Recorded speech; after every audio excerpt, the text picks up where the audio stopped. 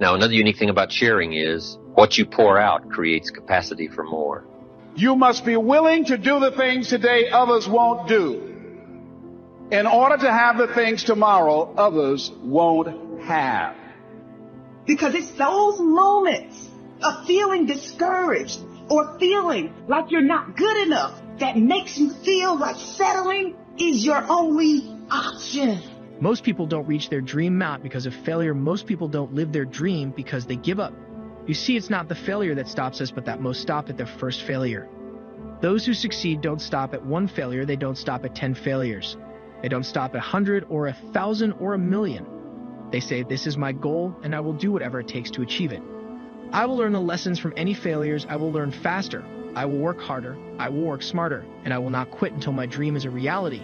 That's the difference between success and failure. Failure is a massive part of being able to be successful.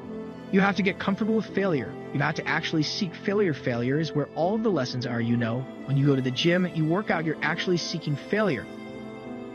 So if you pour out what you know, if you pour out what you feel, if you let go in a sharing way, the good things that have come your way, it's part of the skill in the marketplace of developing success, wealth, and value. And I would wish that for you. In fact, all of the things we've talked about today, I would wish for you the benefit that comes from it all. But I know that it takes the discipline first. One last phrase. Promise is on the other side of price. For the promise, you must always pay the price. I'm sure we've all watched the television show Fame.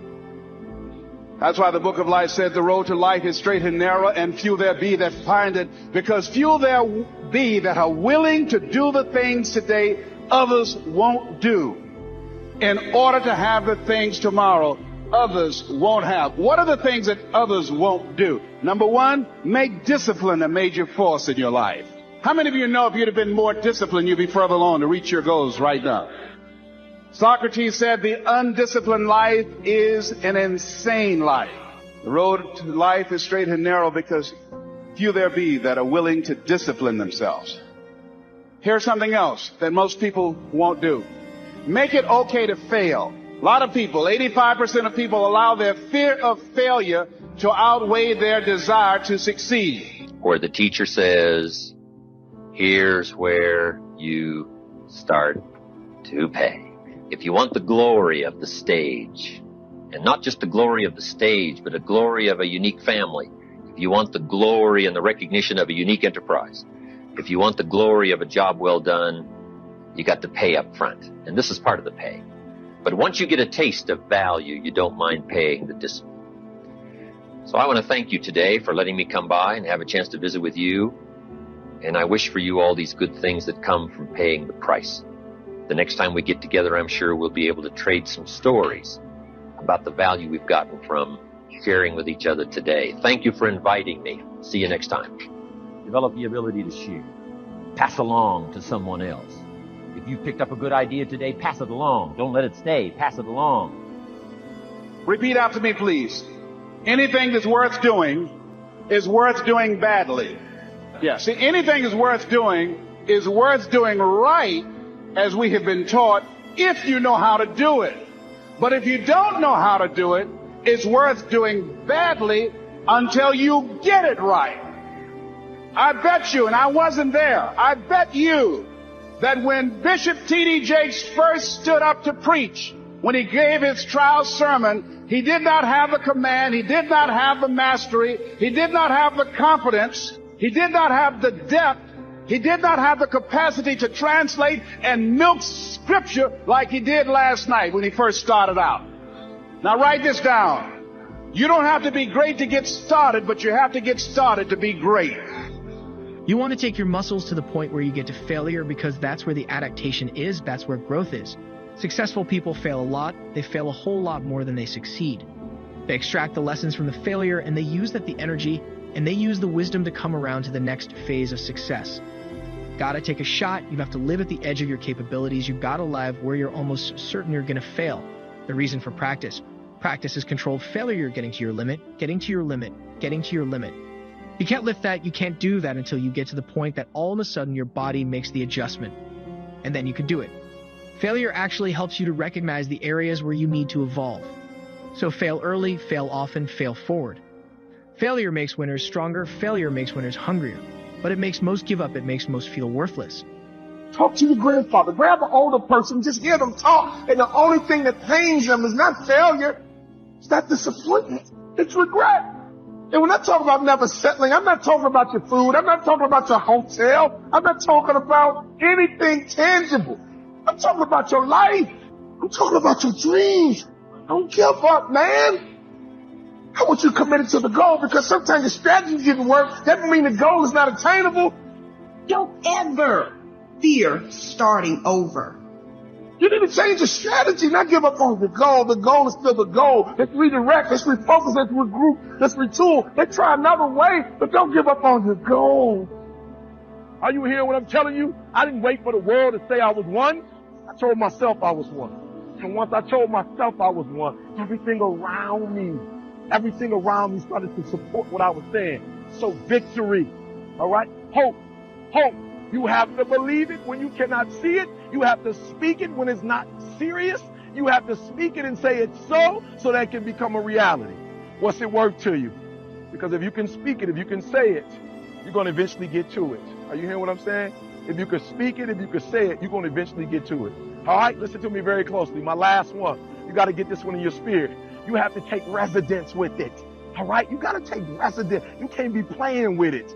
You can't, 1 minute you're doing it, the next minute you're not. 1 month you're doing it, the next minute you're not. We're not talking about consistency right now. We talked about consistency before. We're not talking about consistency right now. I'm talking about residence. You got to surrender to that thing. Winners don't enjoy failure, but they would never let failure stop them. Next time you encounter failure, you've got to remember every great thing on this planet is here, because the Creator learned what did work, but learned more from what did not work. When we are kids, we don't stop at failure when we first learn to ride a bike. It's failure after failure. We get knocked down time after time, but we get up and push forward. And so we'll achieve our goal of riding the bike. But then we get old and most of us get weak. We are too soft to get back on the bike. We come up with excuses. It must not be for me. No, you just soft, no, you just lazy. Tell yourself the truth, get back on the bike, learn why you failed. And make sure you don't fall again, make sure you are stronger for having the lesson. You know, it's always a little bit frustrating to me when people have a negative relationship with failure. Fail early, fail often, fail forward. Don't ever commit to the strategy more than the result. When you settle, you ruin the movie. Yeah, you heard me. Your life is a movie and you are the author. Your life is a movie and you are the director. Life is a movie and you need to edit some scenes out. The pen is in your hand, my friend, and you're writing your very own personal movie. And I believe the good guy wins in the end. I believe the good woman wins in the end. I believe that you will win in the end as long as you don't settle. When you settle, you ruin the finale. When you settle, you ruin the final scene. We are all tuned into your movie. So I'm going to give you an example, right? I'm in stats class, and I'm trying to become a statistician. I'm trying to take my game to a whole other level, right? So I'm in stats class the other day. This is my final class, and my man is talking. I'm trying to work the problem out, right? And we're talking about the mean, right? The standard deviation, right? He's giving us the formula. You add this to this. You know, once you add this to this, you divide this by 2. He's breaking the whole thing down. And then he does it in the adverse, and I'm lost. Right? But then he finally breaks it down so I can understand. And I go after class saying, look, you gotta take me, you gotta start all over again. You gotta hear what I'm saying. I want to be possessed by it. I wanted to take residence. I gotta surrender to it. I gotta put my whole stuff in. I don't just want the answers. Because if I just get the answers, I gotta keep coming to you to get the answers. I want to see the big picture. I want to understand it. I want stats to come out of my mouth. I want to possess it. I want stats to be who I am. I want to be in the next 2 or 3 years a statistician. You're here right now at this moment because tomorrow you want to be somebody greater than the person you are today. You see yourself succeeding, you have a vision, you have a dream, congratulations, you're already 10 steps ahead of 95% of the world. Imagine if Michael Jordan was scared of missing, he would have never taken a shot. Imagine if Steve Jobs was afraid of people not liking his product, there would be no iPhone. So ask yourself this, do you want to be a person who fears failure, or do you want to be a person who loves success? Which one? You have to pick today, and I'll tell you one thing. One is a failure and one is a success. And if you love success, there is nothing that can stop you. All those negative things people say will mean nothing. They're going to talk about how only 1% make it to the top. Big deal. Want to know something else? Only 1% stick with that fitness program long enough to see results.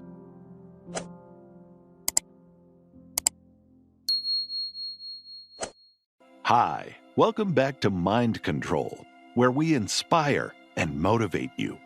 Hope you enjoy the video. Ronald Reagan, president, said to the joint session of Congress a few weeks ago, "The Republic is a dream. And if we don't keep dreaming, we will lose the Republic. Your better future is a dream for yourself and for your family. Where do you want to go? What do you want to do? What do you want to be? What do you want to see? You've got to dream dreams." There's a Bible phrase that says, "Without dreams and visions, people perish." You've got to have something to go for that inspires the heart and the soul. Dreams. From the children of Sanchez, it says, "Take the crumbs from starving soldiers, they won't die. Take the bread from hungry children, they won't cry. But without dreams, we all will die." You've got to dream. Don't lose your dreams for yourself, for your future, for your family. The dreams of love and enterprise and travel and doing things, becoming something unique on your journey here. Don't lose your dreams. Do some dreaming. That's long-range goals. You've got to have those. So that's number one. Here's the second part of goals, short range. Short-range goals. That's your goals for tomorrow, this week, this month, this year, the immediate future. We call these confidence builders. Because if you set up something short-range, go for it, get it, latch onto it, work hard, accomplish it. That starts building your strong feelings to go for your dreams. Now, I've divided goals into 3 categories. Here they are. Number 1 is economic. That's your goals for money, income, business, profits, production. Economics. Make sure you've got your economics well planned. Economics plays a major role in everybody's life. Economics is major, which means it ought to be meticulously well planned for tomorrow, this week, this month, this year, long range. What if you asked somebody tomorrow if you could see their meticulously well-planned list of economic goals? What would they probably say? They say, "You some kind of a nut? You must be weird." Hey, I found out what success is. Success is doing what the failures won't do. Make sure you've got your economics well planned. It'll put you in the top 5%. One of the key little subjects we talk about on the weekend is the 7 fundamentals for wealth and happiness. And that's one of them, well-planned economics. It's a fundamental if you want to do well. Join the top 5%. Anybody in this room can join the top 5%, if you will. Okay. Now here's the second category of goals, things. Make a list of the things you want. And on my list of things, now I put everything. Little things as well as major things. Doesn't matter how small it is, it goes on my list. I used to just put major things, cars, homes. I don't do that anymore. I now load my list with everything. Everything. And the reason is, part of the fun of having a list is checking it off. That's it. Boy, at the end of the day, if you can go, got it, got it, got it, got it, got it, got it, whatever it is, right? You get into the habit. So load up your list, the things you want. Now, when you check off something major, celebrate. That's an important point to make. Celebrate your achievements. Live it up. Have a party when you reach something you've worked for a while. See, we all grow from 2 experiences. One is called the pain of losing. The other one is called the joy of winning. We need both of them. Amplify them as much as you can, which also means make losing painful. If you set up something, fooled around, didn't get it, put it on yourself. On the other side, if you did get it, congratulate yourself. Self-congratulations is a sign of maturity. Seeking congratulations is a sign of immaturity. But hey, winning and losing, see, that's what it's all about. That's the name of the game. Now, some people lead such mediocre lives, at the end of the day, they don't know whether they're winning or losing. They got no clue. Guy's just going through the day with his fingers crossed. There's a better way. Okay, here's the third category of goals, personal development. Put those goals together, personal development goals. That's your goals to be stronger, more decisive, be a speaker, be a leader, learn a language, all kinds of skills. Okay. The whole weekend seminar was designed to improve all your skills so that you walk away more skillful. And that's what you want, the personal development skills. That's what attracts, that's what brings good things to your life, the person you become, more skillful. Now, this is quite a package to work on. Economics, things, personal development. For tomorrow, this week, this month, this year, long range. Okay, that'll get you started. Now, here's the simple formula for setting goals. It goes like this. A, work on your goals. That's step one. Work on them. And I put the word work there deliberately. Setting goals is plain hard work. I don't want to kid you. We haven't come here tonight to kid each other. It's work. I know it's work. That's why a lot of people just let it slide. It's work.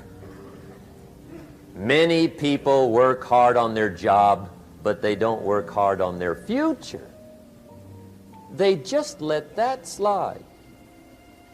And the work involved is making plans. I know most people don't. I understand that. But don't let that be you. Guy says, well, yeah, you work where I work, but the time you struggle home, it's late. You got to eat a bite of supper, watch a little TV, get to bed. You can't sit up half the night. Plan, plan, plan.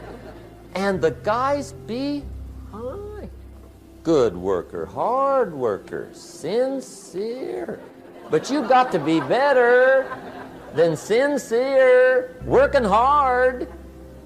You got to be better than a good worker. You got to be a good planner. Somebody once wisely said, the people who fail to plan are planning to fail. Well said. So work on your goals. Here's step 2. Write your goals down. That's so important. I teach my staff around the world, put your goals in your journal. Because one of the major people you want to study is yourself. Say, here's the list of goals I put together 3 weeks ago. Here's the list of goals I put together 2 years ago. Here's some of the changes I made, rearrangement of my priorities. I scratched these off, I put these on, I've gotten these. Study your accomplishments, study what your desires are. Put them on paper, write them down. Here's another reason for writing your goals down. It shows you're serious about doing better. And to do better, you gotta get serious. You don't have to be grim, but you must be serious. Everybody hopes things will get better. Everybody hopes. Poor people hope. That ought to tell you something. It means the future does not get better by hope. It gets better by plan. I used to have the affliction called passive hope. It's an affliction. It's bad. Probably what's even worse than that is happy hope.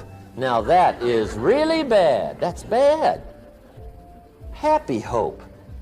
The guy's 50 and he's broke and he's still smiling. See, that's not good. So get serious about your goals. Put them on paper. Write them down. There's all kinds. His goals, her goals, their goals. Business goals, financial independence goals, family goals. I mean, there's so many things to work on this, that if you don't get busy and work on it, sure enough, the time will pass. And sure enough, 5 years from now, you'll wind up where you don't want to be, wearing what you don't want to wear, driving what you don't want to drive, being what you don't want to be. Now's the time to fix it. Now, here's the third step to your goals. Check the size of your goals and the kinds of goals. How big they are, What kind they are affects you. And here's one of the important phrases of the evening. Your goals are affecting you, whatever they are. Your goals affect your handshake. Your goals affect your attitude, personality. Your goals affect the way you walk, the way you talk, the way you dress. All day long, we're being affected by our goals. We'd like to thank you so much for watching till the end. Don't forget to share your thoughts in the comments section. Please also like, subscribe, and share this video with your friends and families. Please watch our other motivational videos. Thank you again. When somebody comes and says, John, I want to be a leader, I always ask them the question, why? Why do you want to be a leader? I mean, do you want to be a leader because you want a corner office? Do you want to be a leader because you like to be in control? Do you want to be a leader because you love to be in the front of the pack? Do you want to be a leader because you want to have a good parking place? Why do you want to be a leader? Because leadership isn't easy. Leadership a lot of times isn't fun. Leadership a lot of times is kind of lonely. There's only one reason to be a leader, and that is to add value to people. And you and I will only add value to people if we truly value them. I have a nonprofit organization equipped that's trained almost 2 million leaders internationally around the world. And I kid you not, as I go to developing countries twice a year and I travel internationally and I sit down, sometimes I have the privilege of being in the offices of presidents of countries. And as I watch these developing countries, the thing that is the cardinal sin among leadership so much is that they have leaders of their countries that truly don't value the people. And if you and I don't value people, we will devalue people. Number two, if you want to add value to people, you have to make yourself more valuable. You just have to get better. You have to keep growing. You have to keep learning. You have to keep developing. Why? Very simply, if you're leading the pack, you've got to be able to give what you have, and you can't give what you don't have. And so therefore, you've got to put a lot of good stuff in so that you can pass it on to others and share with them and add value to them. Thirdly, if you want to add value to people, you have to know and relate to what other people value. You and I have to walk slowly through the crowd. We have to listen. We have to care. You see, great leaders are first of all listeners, and then they're learners, and then they're leaders. They really do take their cue from the people. They understand that the key of leadership is connecting with the people that you lead, and the only way that you and I ever connect is by caring enough to listen. Number four is very important to me. When I'm speaking in the business community, I always share with them that for them there are 3 ways to add value to people, but for me there are 4. And I tell them I'll give them the 3. And so I'll spend maybe an hour doing those 3 things I just shared with you, talking about how to add value to people. And inevitably, when I'm done with the 3, somebody raised their hand and say, John, you said that for you there was 4, but you said there's only 3 for us. I said, yes, it's nothing personal, but this is about my faith. And so I don't really need to share this with you. It's because I'm trying to help you, and I don't want to cross boundaries with you. And inevitably they'll say, but John, tell us what yours is. And I'll say, well, okay, you can hear mine, but don't write it down. In fact, don't listen. Because number 4 for me is, if I really want to add value to people, I have to do the things that God values. How would you tell us to develop a habit of curiosity? Well, you know what? People do look at me and see me as creative because I've written so many books, and I am curious. But when I started off in college, in my freshman psych class, they gave us a test that for each student to take on creativity. And there were 17 in that class. I can remember it well. And I was at the bottom of the class on creativity. I mean, I was like number 17 out of 17. And what the teacher posted the scores. And so, I mean, I saw how bad I was. And then I really felt bad, not only because I wasn't creative, but I was going to go pastor, I was going to go into ministry, I was going to teach, I was going to do sermons. And then I got to thinking to myself, I'm going to be another boring preacher. And, you know, that just gripped me. I thought, oh, this is going to be awful. I'm going to bore people all my life, you know what I mean? And then I'm going to ask them to pay while they hear me. I mean, this is an awful deal. So, and so 2 things I did. And I talk about it in the book. One is I started filing. I started taking thoughts and quotes. And the reason I started doing that is I thought, if I'm not going to be good at what I say, I need to quote somebody that is good. And so I started filing things that other people would say. So I'd go around and I'd say, well, Kim said, you know what I mean? And Joe said, and Susie said. And so that at least I would be a little bit more interested. And that's how it started. When you realize things in your life happen for you truly, especially in hindsight. Everybody knows it in hindsight, right? If you look back at any disaster, tragedy, most people look back 5-10 years later, they go, that happened for me. That was actually a good thing.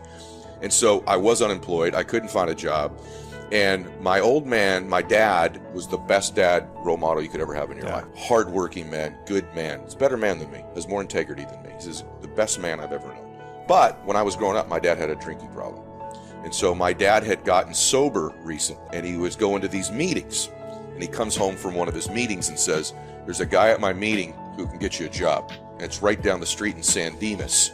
You're going to be working with kids. Doesn't pay anything. It's $6 an hour, but you're going to get this damn job. So show up there tomorrow morning, 8 a.m. Ask for Tim. So I drive down there. It's a place called McKinley Home for Boys. Little did I know that would alter my entire life. That was the most significant thing that happened to me. And so I walk in there. I said, I'm Ed Milet. I'm here for the job. They're like, what job? I'm like, I don't know. Just my dad told me to show up here. Yeah. And I need to ask for Tim. They're like, we have no idea who the hell Tim is. What's his last name? I said, I don't know his last name. And they're like, so you showed up for a job that you don't know what it is and you don't know who it is that's hiring you. I'm like, here's what I know. He's an alcoholic. I'm like, oh, Tim. That's him. Yeah, we know that Tim. And so they bring me to the guy and he says, you're hired. Let's go. Like literally shakes my hand and you're hired. And he introduces me to these 8 boys that were my boys. They were 7, 8, and 9 years old. And basically I lived with these boys, these precious boys. And we ended up adding a few more. My boys were all wards of the court. They were all molested by family where parents were in prison. And so they had no family. And so my whole life changed. All of a sudden, I'm this 22-year-old guy. These guys become my sons. I lived with them. It altered me completely. Wow. Like what I wanted to do. I always wanted to be famous and rich and successful. And now I just wanted to serve. Yeah. I wanted to help. Little did I find out I could get rich and famous and all that other stuff I thought I wanted through serving people, right? And so just altered me, man. We really do acquire what we're most obsessed with. So if you're obsessed with your worries and your stresses and your problems, you will find a freaking way to obsess on them and you'll eventually possess them. Same with the things you want. People think that's corny, but I'll give you an example. An addict. Addicts take all different kinds of forms, but we could go out on the street here. And by the way, I want to make sure that people understand this. Not everybody that lives on the street is an addict. They've got mental illness or some people actually chosen to live there. But if we found an addict that was living on the street, no job, no income, no source of money, they find a way to get their drug, don't they? You find a way. If you're obsessed with something enough, regardless of the conditions, and addicts are the perfect example. They can have no money, no resources, been locked up before. Everyone knows they're trying to get it. They could be in support me. But if they want that drug bad enough with no resources, no nothing, they find a way to get it. That's how humans are when they get obsessed with something. So don't tell me you can't win. Don't tell me you can't build your company. You can't get the person you want or the money you want. If you want it like an addict, bad analogy, but true. You want it like an addict needs their fix. You'll find a way to get it. That's how human beings are. So then the next best predictor of lifetime success is conscientiousness. Well, so, and of the 2 aspects of conscientiousness, say orderliness and industriousness, the better predictor is industriousness. So the question is, well, what can you do about your industriousness? And the answer to that is, well, that's kind of rough too, because there's a strong genetic component. But you can work on micro habits with regards to your conscientiousness. And I think the best micro habits, this is partly to do with this future authoring program processes, I think the best thing you can do with regards to your conscientiousness is to set up some aims for yourself, goals that you actually value. And the future authoring program helps people do that. And basically it does a situational analysis it helps you do a situational analysis of your life more than a psychological analysis, I would say. And so the questions are something like, well, all right, you're going to have to put some effort into your life and you need to be motivated to do that. And so what are the potential sources of motivation? Well, you could think about them in the big 5 manner. You know, if you're extroverted, you want friends. If you're agreeable, you want an intimate relationship. If you're disagreeable, you want to win competitions. If you're open, you want to engage in creative activity. If you're high in neuroticism, you want security. Okay, so those are all sources of potential motivation that you could draw on, that you could tailor to your own, your own personality. But then there are dimensions that you want to consider your life across. And so we ask people about, well, if you could have your life the way you wanted it in 3 to 5 years, if you were taking care of yourself properly, what would you want from your friendships? What would you want from your intimate relationship? How would you like to structure your family? What do you want for your career? Well, how are you going to use your time outside of your job? And how are you going to regulate your mental and physical health, and maybe also your drug and alcohol use? Because that's a good place to auger down, because alcoholism, for example, wipes out 5 to 10% of people. So you want to keep that under control. And then so maybe you develop a vision of what you would like your life to be, and that associates the goal. Once the goal is established, and then you break down the goal into micro processes that you can implement. The micro processes become rewarding in proportion, in relation to their causal association with the goal, and that tangles in your incentive reward system. You know, we talked about the dopaminergic incentive reward system, and that's the thing that keeps you moving forward. And the way it works is that it works better if it produces positive emotion when it can see you moving towards a valued goal. Okay, well, what's the implication of that? Life. Better have a valued goal, because otherwise you can't get any positive motivation working out. And so the more valuable the goal, in principle, the more the micro processes associated with that goal start to take on a positive charge. And so what that means is, well, you get up in the morning and you're excited about the day, you're ready to go. And so as far as I can tell, what you do is you specify your long-term ideal. Maybe you also specify a place you want to stay the hell away from, so that you're terrified to fail as well as excited about succeeding, because that's also useful. You specify your goal. You do that in some sense as a unique individual. You want to specify goals that make you say, oh, if that could happen as a consequence of my efforts, it would clearly be worthwhile.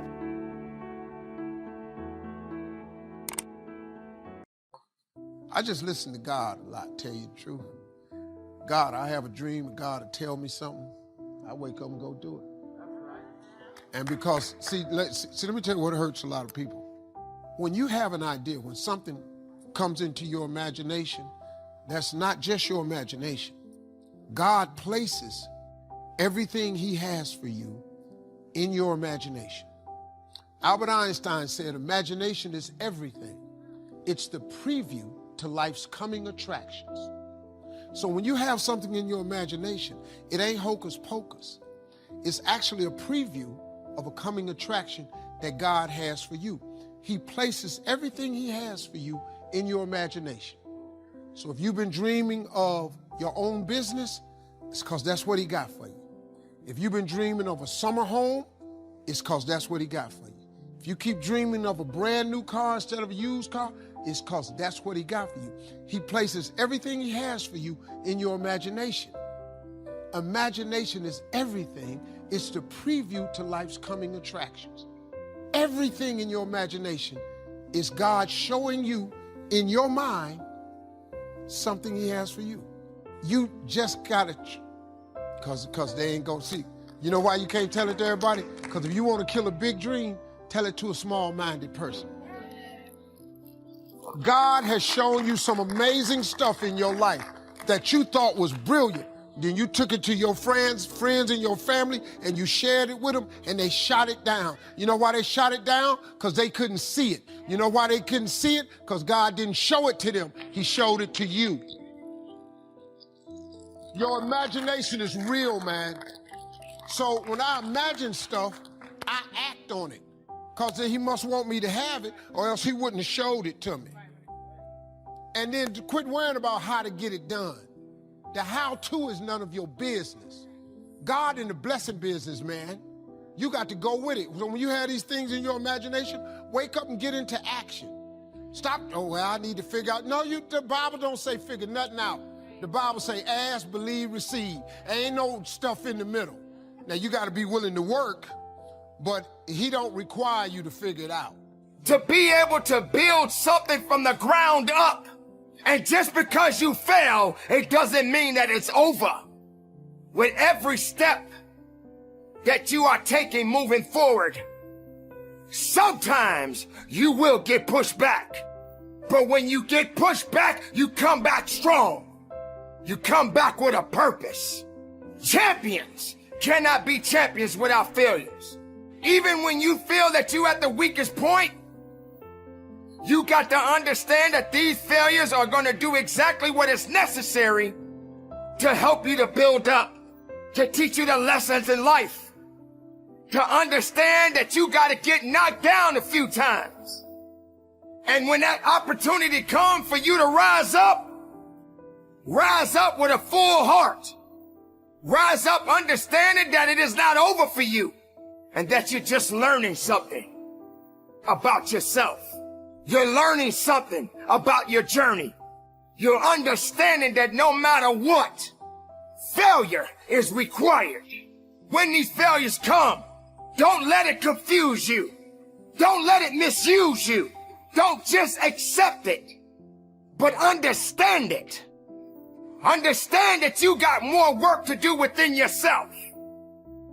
and be strong enough and willing enough to do what is necessary to keep pushing. Sometimes people just want to give up because they fail at something. What good is a victory?